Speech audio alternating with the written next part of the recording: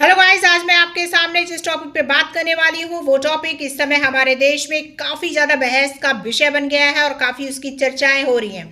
अब आप समझ गए होंगे मैं किसके बारे में बात कर रही हूँ। मैं बात कर रही हूँ वक्फ अधिनियम 1955 के बारे में, और अब जो परिवर्तन हो रहा है उसका नाम है वक्फ संशोधन अधिनियम 2024।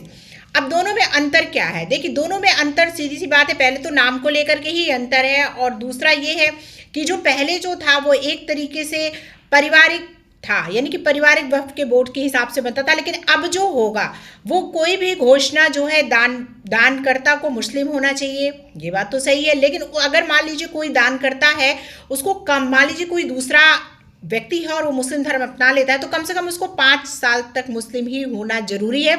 उसके बाद ही वो कोई भी दान वगैरह या कुछ भी कर सकता है, घोषणा से हो सकता है। लेकिन हाँ, जो विरासत है उसको खत्म नहीं किया जाएगा, जो विरासत है पारिवारिक है वो चलता रहेगा। खैर, दूसरा इसमें परिवर्तन क्या होगा? दूसरा परिवर्तन ये होगा कि अगर वक्फ बोर्ड की कोई ज़मीन है, कोई संपत्ति है, तो पहले जो कोई भी निर्णय होता था वो वक्फ बोर्ड करता था, लेकिन अब सीधा कलेक्टर करेंगे। और तीसरा उसमें ये होगा कि जो भी ये संस्था बनाई जाएगी उसमें ये सारे लोग ऐसे नहीं होंगे कि सारे के सारे मुस्लिम ही होंगे, बल्कि उसमें 2 महिलाएं भी होंगी मुस्लिम, उसके अलावा 2 ऐसे व्यक्ति भी होंगे जो मुस्लिम नहीं हैं, और बाकी के लोग मुस्लिम रहेंगे। तीसरा इसमें यह बदलाव है कि जो भी इसमें आ रहा है इस संस्था में, उसमें ये नहीं देखेगा कि कौन सा ऊंचा मुस्लिम है कौन सा नहीं, यानी कि सिया, पिछड़े वर्ग जो भी हैं, नीचे वर्ग के, उनको भी पूरा अधिकार दिया जाएगा इसमें अपनी बात को कहने का। तीसरा उसमें ये बात कही गई कि अगर कोई भी मुद्दा ऐसा आता है कि जिसका निर्णय होना चाहिए, तो वो सीधा जो है वक्फ बोर्ड उसका कोई भी निर्णय नहीं दे सकता है, बल्कि उसको 90 दिनों के अंदर सीधा हाई कोर्ट जाना होगा।